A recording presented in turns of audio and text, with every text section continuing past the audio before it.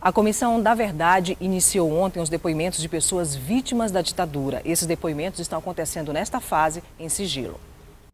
Representantes da Comissão Nacional da Verdade vieram à Assembleia Legislativa do Maranhão para trocar experiências com a Comissão Especial da Verdade. Instruções de como conduzir os testemunhos. A Comissão Nacional da Verdade foi convidada pela comissão aqui da Assembleia Legislativa a vir participar de um trabalho conjunto, uma espécie de workshop, uma espécie de capacitação. Então ontem a gente trabalhou bastante a questão de como devem ser ouvidas as vítimas, sempre são escutas de muito respeito, de muita delicadeza pelo sofrimento dessas pessoas. E hoje a gente vai começar a ouvir algumas vítimas de graves violações desse período. Hoje devem ser iniciados os testemunhos individuais, que são privados, onde as pessoas que vêm testemunhar têm todos os seus direitos resguardados. A gente vai começar essa escuta de vítimas hoje. Os testemunhos acontecem em sigilo. A ideia é deixar as testemunhas à vontade para relatar casos de violações graves dos direitos humanos durante a ditadura militar. Quem quiser expor esses relatos deve participar da audiência pública, que acontece nesta quinta-feira, às 8 horas da manhã, no plenarinho. Qualquer cidadão que tenha sido vítima de violações na ditadura ou também parentes de vítima que tenham um testemunho importante a contribuir sobre alguma ocorrência relevante, a comissão está aqui à disposição para receber. Nós temos uma equipe técnica na sala das comissões que pode ser procurada e será certamente ouvida essa pessoa para que a sua história possa compor o relatório da Comissão Parlamentar da Verdade, que vai ser entregue à Comissão Nacional. O relatório da Comissão Especial da Verdade deve ser entregue no fim do ano e vai contribuir para o relatório da Comissão Nacional, com previsão de entrega para maio de 2014. A partir dessa integração, dessa capacitação que está sendo feita junto com a Comissão Nacional da Verdade, nós vamos entrar num ritmo mais acelerado, onde a nossa equipe técnica vai fazer esse trabalho de aplicação de questionários, de colher os depoimentos, de fazer a escuta de vítimas e familiares, e dessa forma eu acredito que até dezembro, conforme o prazo regimental, nós vamos fazer a entrega do nosso relatório, o relatório do Maranhão.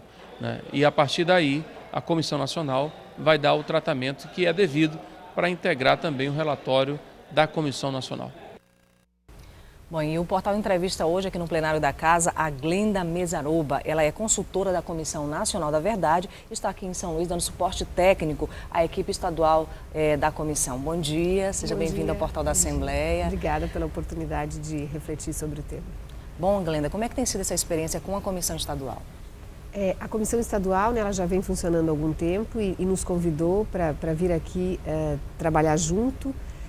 Trabalhar um pouco na escuta das vítimas, porque, como você sabe, uma comissão da verdade, o principal objetivo dela é ouvir as vítimas. Uma comissão da verdade é um espaço onde as vítimas narram as graves violações de direitos humanos que viveram, no caso da comissão aqui do Maranhão, durante a ditadura militar. No caso da Comissão Nacional da Verdade, o período ainda é anterior à ditadura, começa em 46. E a gente está trabalhando então juntos aqui nessa capacitação para a escuta das vítimas. Começamos a ouvir vítimas juntos ontem, vamos ouvir hoje e está sendo muito produtivo.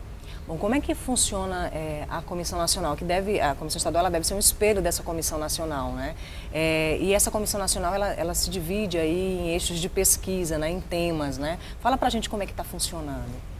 Então, o foco principal da Comissão Nacional da Verdade são as graves violações de direitos humanos. Então, pessoas que foram vítimas de tortura, desaparecimentos forçados e assassinatos, Esses crimes são os crimes, digamos assim, constituem o escopo principal da comissão. Mas qualquer pessoa que se considerar vítima, não necessariamente envolvida nesses tipos de crimes, quer dizer, não tenham sido vítimas, por exemplo, de tortura, mas tenham sido vítimas de perseguição, ou crianças que os pais foram exilados ou que foram perseguidos, crianças à época, todas essas vítimas podem e devem procurar a comissão para narrar as suas histórias. No caso da Comissão Nacional, nós estamos divididos em grupos de trabalho para, digamos assim, em alguma medida, tornar a pesquisa mais produtiva e mais com um foco mais específico. Então, a gente tem um grupo, por exemplo, que trabalha a violência contra a mulher e as crianças da ditadura, um outro grupo que trabalha a perseguição aos camponeses, e os assassinatos no campo, e em relação às populações indígenas. Há um outro grupo que está reconstituindo a estrutura da repressão e assim vai. São 14 grupos, a perseguição aos trabalhadores e aos sindicalistas. E esses grupos são grupos distintos, mas na verdade a gente trabalha em alguma medida juntos porque a gente troca informações entre os grupos. Bom, a gente tem alguns episódios históricos, por exemplo, a guerrilha do Araguaia, a Operação Condor e a participação brasileira nessa operação, né? O papel das igrejas e da justiça, né, durante esse período. Esses também são temas que estão, né, dentro desse levantamento da Comissão Nacional? Sem dúvida, porque a comissão ela tem, digamos assim, ela se baseia em 2 pilares para desenvolver suas atividades. Ouvir vítimas, como eu disse, sobreviventes e testemunhas de graves violações, né? Então, é a escuta dessas pessoas, desses indivíduos, que vai constituir boa parte do relatório, né? A construção da história a partir da perspectiva das vítimas. E o outro pilar é nos arquivos, porque ao contrário do que se imagina e ao contrário de outros países aqui da região, do Cone Sul, o Brasil tem muitos documentos abertos, tem muitos arquivos abertos. Então, como a gente demorou muito tempo para ter uma comissão da verdade, o nosso trabalho ele se baseia nessas duas, ao contrário do que acontece quando há uma imediata ruptura e já se cria uma comissão da verdade. Aqui a gente também trabalha com os arquivos, então vem muitas informações importantes e relevantes que estão sendo descobertas nos arquivos. Então, como eu disse, um papel importante é reconstruir isso a partir das vítimas e dos arquivos, e outro papel muito importante, muito relevante da Comissão da Verdade é o relatório final, que vai trazer essas narrativas, mas também vai propor mudanças institucionais. Então, por isso a importância de, por exemplo, ver como foi o papel do Judiciário durante a ditadura, como foi o papel do Ministério das Relações Exteriores, do Ministério Público, porque a partir dessa radiografia do passado, a gente vai olhar para essas instituições no presente e se perceber que há arranjos institucionais que permitem que isso se repita. E o que pode vai mudar, se propor, né, nessas instituições? Sim, então aí vai se propor mudanças institucionais, mudanças legais, alterações, arranjos que tornem essas estruturas, claro, naturalmente as polícias militares, quer dizer, tornem essas estruturas mais democráticas e que promovam e respeitem os direitos humanos. A gente sabe que muitos desses depoimentos são depoimentos sigilosos, né? São feitos, né, em sigilo, né? Longe de câmeras, de microfones de imprensa, né? Da grande imprensa e da população, né? Mas que mais tarde vai estar, né? O resultado disso vai estar num documento. Como é que a abordagem dessas pessoas para que elas possam prestar esses depoimentos e o convencimento dessas pessoas para que elas possam, né, ajudar a gente a fazer a correção nessa história brasileira? Os testemunhos das vítimas, dos sobreviventes e de quem presenciou esses fatos, ele pode acontecer de 3 maneiras, né?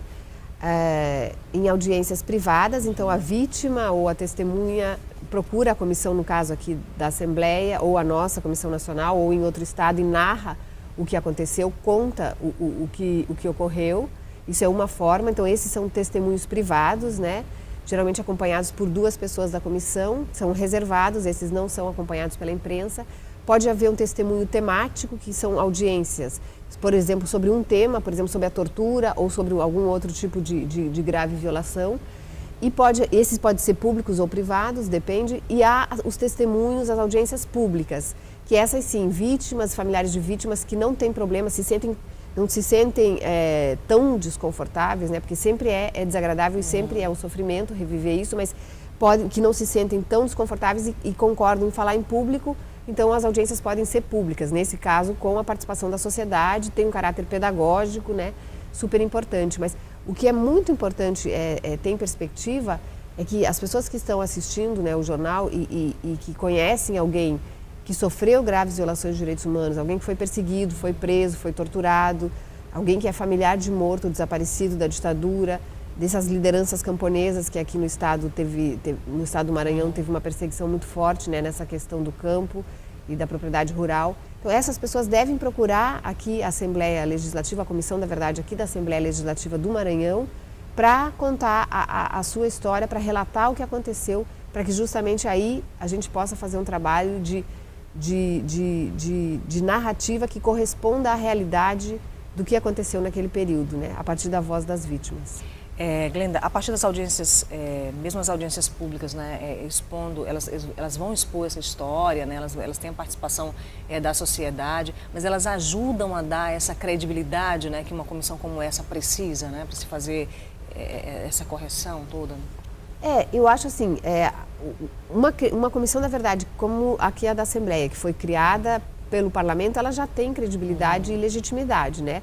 Como a Comissão Nacional da Verdade também tem, porque foi criada por uma lei. Quer dizer, de modo geral, credibilidade, eu acho que, e legitimidade é algo que já está razoavelmente, eu acho, estabelecido. O importante é que as comissões, na verdade, consigam sensibilizar as pessoas e consigam assegurar as vítimas e testemunhas que elas vão encontrar um ambiente seguro, né? Elas vão ter a sua identidade preservada, se desejarem, né? Porque as pessoas podem prestar depoimentos individuais e pedir sigilo da identidade. Porque o que interessa, na verdade, o principal é a narrativa das violações. Então, o mais importante, eu acho, assim, o que é importante que a sociedade entenda é que aqui na Comissão da Verdade da Assembleia, assim como na Comissão Nacional da Verdade, é um espaço onde elas podem narrar as suas histórias sem serem julgadas, sem que se emitam opiniões a respeito do que aconteceu e, se quiserem, com o sigilo preservado da identidade. E essas audiências, elas garantem, né, a participação da sociedade, ou esse olho, né, da sociedade sobre essa história que está sendo contada por essas pessoas, né? Sim, as audiências públicas, elas têm esse caráter pedagógico, como eu disse, e educativo, digamos assim, no sentido de compartilhar essa experiência. Agora, tem que se ter em mente, para não se cair um pouco numa armadilha ou numa falácia, de que nesse caso, por exemplo, audiências privadas, elas não constituem, digamos assim, um desrespeito ao princípio democrático da transparência. Não é disso que se trata. Justamente por se tratar de um tema muito delicado, violências sofridas por indivíduos, né, por cidadãos, em sua maioria civis, nesse caso, o que é mais importante, o que deve ser colocado em primeiro lugar, é o respeito à individualidade e ao sofrimento daquela pessoa que se vê como vítima. Então, é por isso que esses testemunhos têm que ser discretos e não públicos, porque senão a comissão, na verdade, não faria o papel que ela tem que fazer, ela estaria revitimizando a vítima.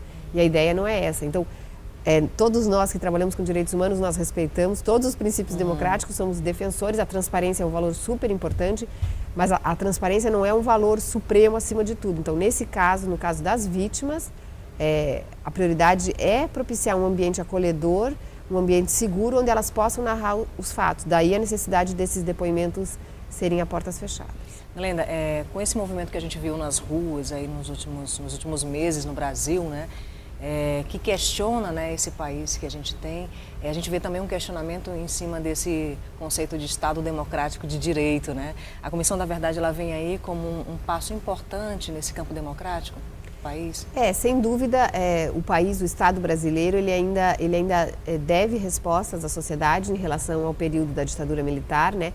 E a verdade é um desses deveres, quer dizer, o Estado ele tem o dever, isso já está muito estabelecido na normativa internacional, tem o dever de revelar as circunstâncias e os autores dos crimes do período. Então, é esse trabalho que a Comissão da Verdade está empenhada em desenvolver. A gente quer agradecer a sua participação aqui no Portal da Assembleia, desejar um bom trabalho para você durante esse período aqui em São Luís e também para a Comissão Estadual da Verdade, para a Comissão Nacional. Muito obrigada. Obrigada.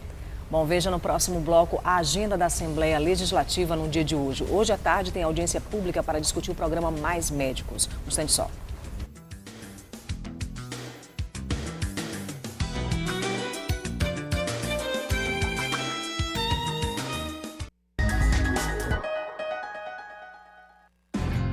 Eu faço imitações de gente famosa. As aparências podem enganar, mas as digitais não. Ninguém pode se passar por outra pessoa. O recadastramento biométrico começou em várias cidades do país. É a Justiça Eleitoral tornando as eleições ainda mais seguras. Verifique se na sua cidade está acontecendo a biometria, pois quem não comparecer no prazo terá seu título cancelado. Saiba mais no site tse.jus.br. TSE, Justiça Eleitoral. Saúde na escola vai mostrar agora que a nossa alimentação merece atenção. Saúde na escola é pra toda hora cuidar da nossa visão.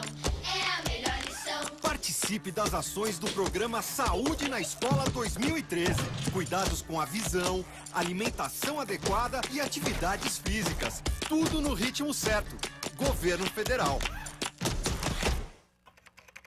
dúvidas para abrir uma empresa? Lidar com fornecedores? Controlar o dinheiro? Enfrentar a concorrência? Calma, acesse o portal de educação à distância do Sebrae. Cursos de empreendedorismo, equipe de tutores e o melhor, é grátis. O que você aprende no mundo virtual, aplica no mundo real. Acesse e inscreva-se.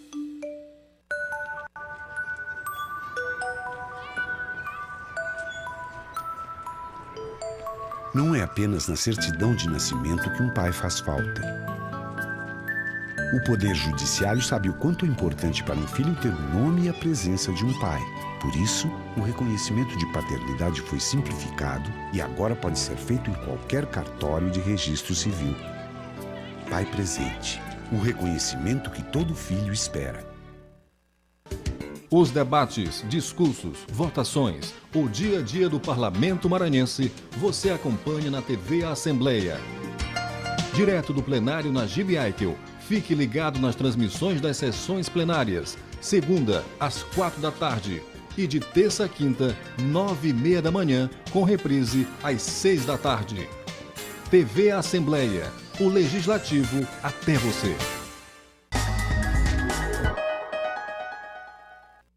A agenda da Assembleia Legislativa no dia de hoje. Uma audiência pública hoje à tarde discute o programa Mais Médicos. Nós vamos ao vivo com o repórter Vônis Mascarenhas, que tem mais detalhes. Vônis, quais são as atividades que estão na agenda da Assembleia no dia de hoje?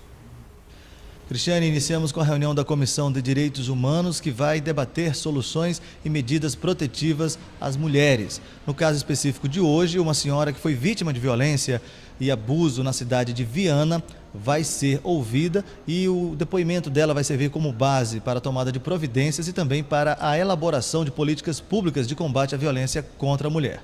Hoje pela manhã também está prevista uma solenidade em comemoração aos 40 anos da Embrapa, a empresa brasileira de pesquisa agropecuária. O requerimento que deu origem à solenidade é de autoria do deputado Fábio Braga, que considera que a instituição conseguiu promover e prestar relevantes serviços ao estado do Maranhão com a pesquisa no setor de desenvolvimento agropecuário. Ainda pela manhã, vão dar continuidades às oitivas da Comissão da Verdade. Hoje está previsto no agendamento a coleta de testemunhos e também o preenchimento de fichas técnicas que vão auxiliar no processo de investigação dos crimes cometidos durante a ditadura militar no estado do Maranhão. E aconteceu agora há pouco o desfile cívico da Escola Creche Sementinha, que em 2013 trouxe o tema Heróis do Brasil. Foram 5 pelotões, nos quais 200 alunos estiveram divididos desde o infantil 1 até o 3º ano.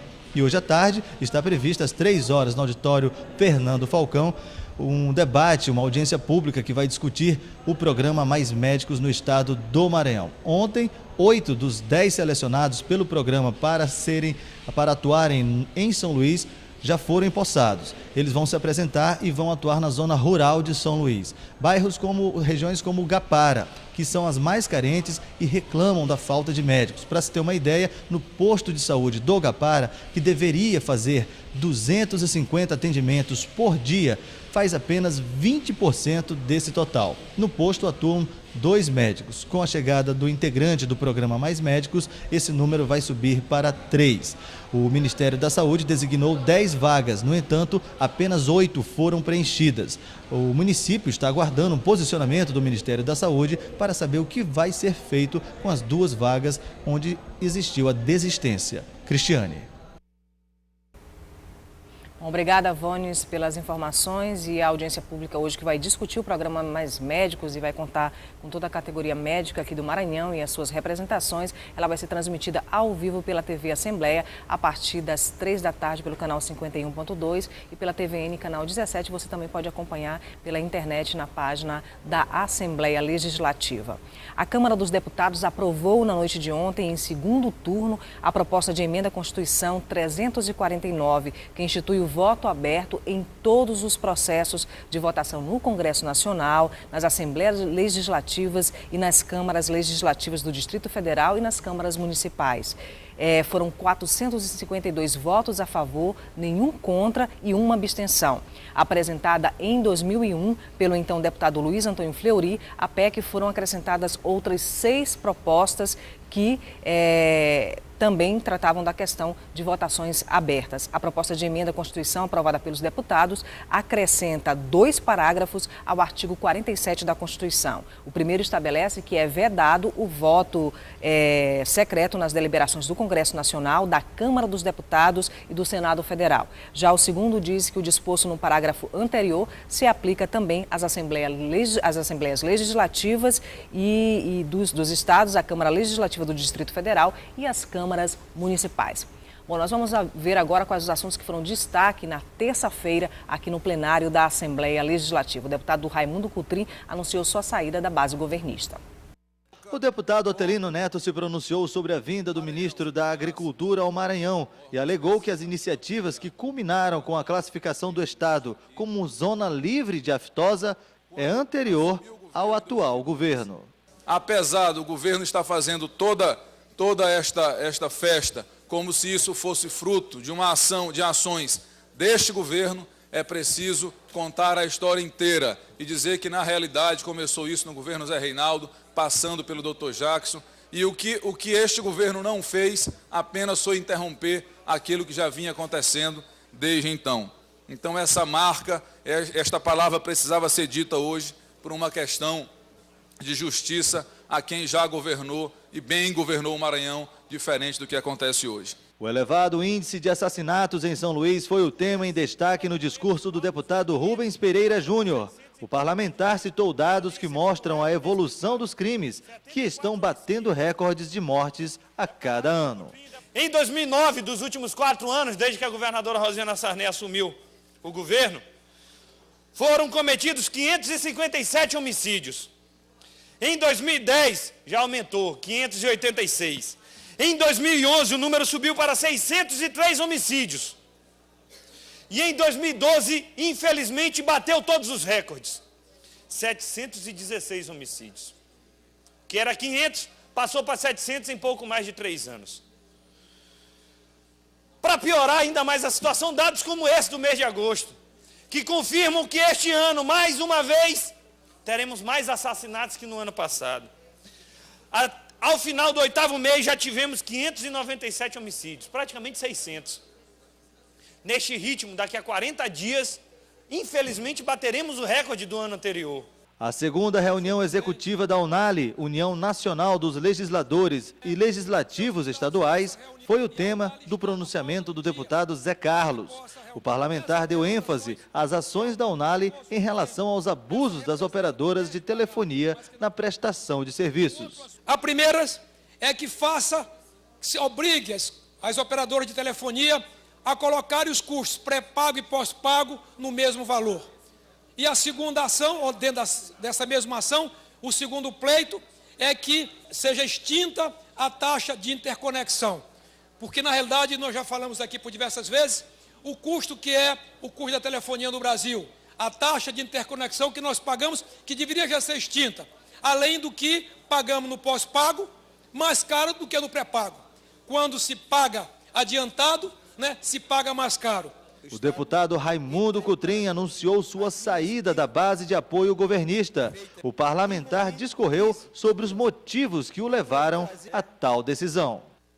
Conversei com as lideranças da capital e do interior. Conversei com a minha família. Conversei com meus amigos, buscando mostrar uma decisão que não atendesse somente os meus sentimentos pessoais. Vou procurar as lideranças que estão se colocando à disposição do povo para concretizar o sentimento de esperança, de mudanças do progresso, que todos nós estamos cansados de esperar. Senhor presidente, a partir de hoje, me excluo da base aliada de que fiz parte por todos esses anos. Com pedidos de aparte no pronunciamento, vários parlamentares se manifestaram, dando apoio ao deputado Raimundo Cotrim. Parabenizar Vossa Excelência pela decisão que Vossa Excelência tomou. E acho que essa sessão é histórica, porque começa a marcar o fim de uma era que muito pouco deixou o povo do Maranhão. Tenho a grata alegria de dizer que o nome de Vossa Excelência, se somando à oposição, é o primeiro passo efetivo da mudança que se dará a partir de 2014. Seja bem-vindo. Vossa Excelência certamente deixará a oposição mais forte, deixará a oposição mais qualificada, e Vossa Excelência será essencial na construção dessa vitória, que não será simplesmente nossa, será de todo o povo do Maranhão. Algo de diferente está sendo sedimentado no estado do Maranhão, no momento que eu considero ímpar na sua história. E eu quero torcer para que a gente possa, ano que vem, comemorarmos juntos a virada da história política no estado do Maranhão. Seja bem-vindo, estamos de braços abertos. Vossa Excelência vai contribuir muito para esse projeto que está sendo encaminhado com o objetivo de possibilitar a todos os maranhenses um novo Maranhão, um Maranhão mais solidário, um Maranhão mais desenvolvido, um Maranhão de oportunidade para todos. Bem-vindo, estamos felizes com a sua iniciativa. Se Vossa Excelência hoje passa para a oposição, é porque Vossa Excelência tem essa convicção que é o melhor.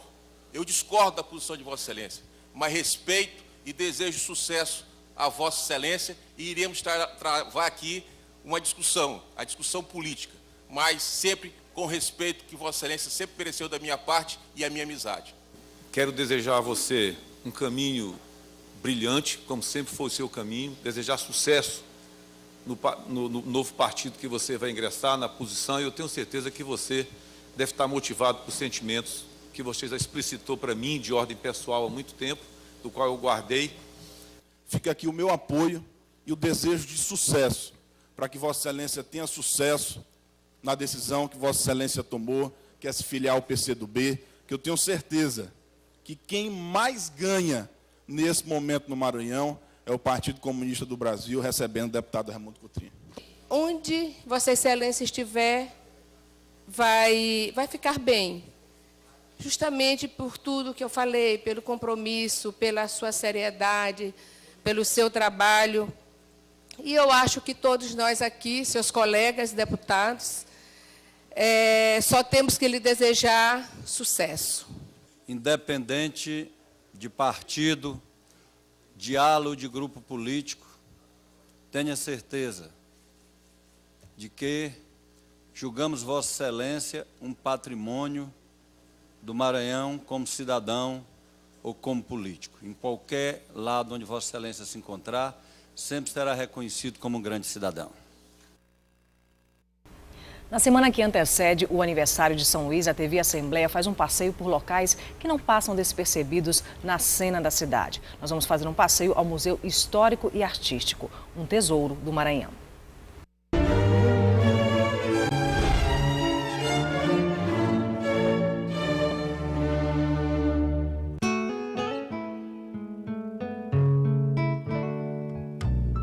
O prédio secular fica localizado em uma das ruas mais tradicionais do centro de São Luís, a Rua do Sol, dentro do casarão colonial, quase 2 séculos de história.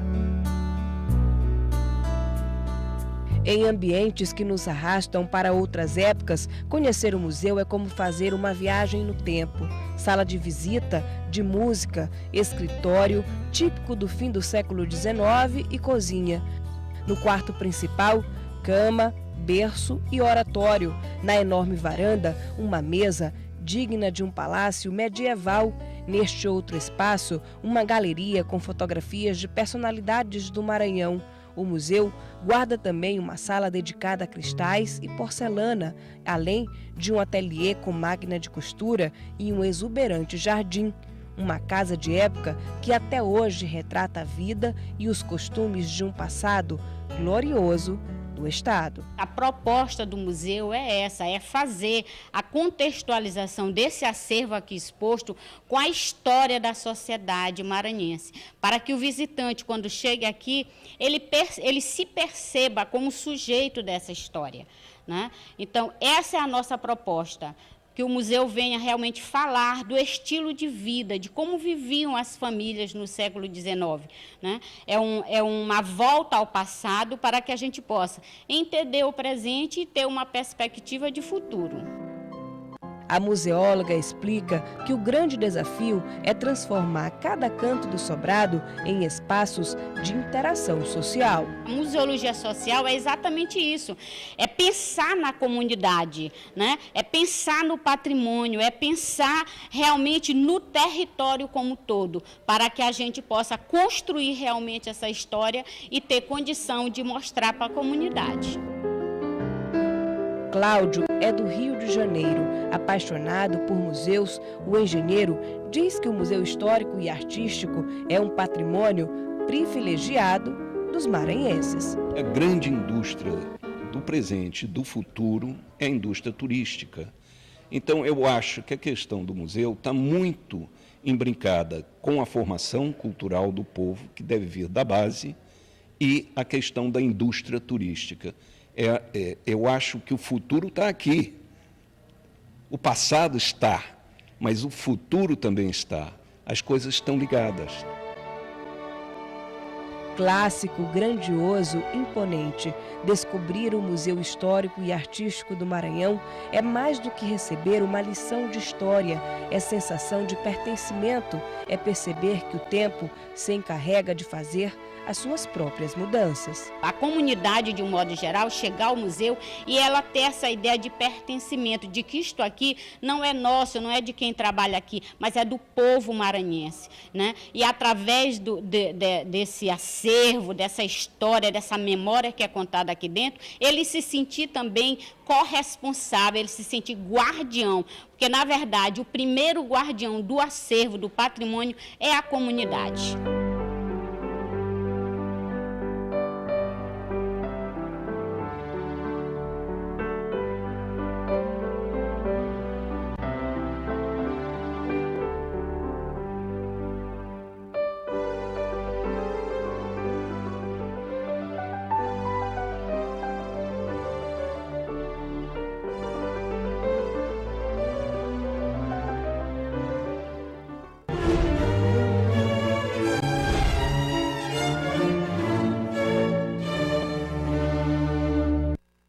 Daqui a pouquinho tem transmissão ao vivo da sessão plenária aqui no plenário da Assembleia Legislativa, que já está sendo preparado para receber a sessão plenária desta quarta-feira. E você vai acompanhar na TV Assembleia a programação e a agenda da Assembleia no dia de hoje. Agora pela manhã está acontecendo a reunião da Comissão de Direitos Humanos, tratando das medidas protetivas em relação à mulher, os depoimentos da Comissão da Verdade e à tarde, às 3 horas, acontece audiência pública para discutir o programa Mais Médicos. Depois da sessão plenária tem uma sessão solene de comemoração ao aniversário da Embrapa, tudo transmitido pela TV Assembleia. A gente vai ficando por aqui e você fica agora com imagens da creche, do desfile da creche e Escola Sementinha. A creche e Escola Sementinha, ela é destinada aos filhos e netos de servidores da Assembleia Legislativa e ela é mantida pelo GEDEMA, Grupo de Esposas de Deputados Estaduais do Maranhão. Fique agora com as imagens. A gente chama agora essas imagens e o desfile cívico da creche Escola Sementinha homenageia Chico Mendes, né, líder seringueiro, a irmã Dorothy, figura emblemática na luta do campo, e também Zumbi dos Palmares, referência do movimento negro, entre outros ícones da história brasileira que foram homenageados durante o desfile da creche Escola Sementinha. Fica aí com as imagens. Bom dia.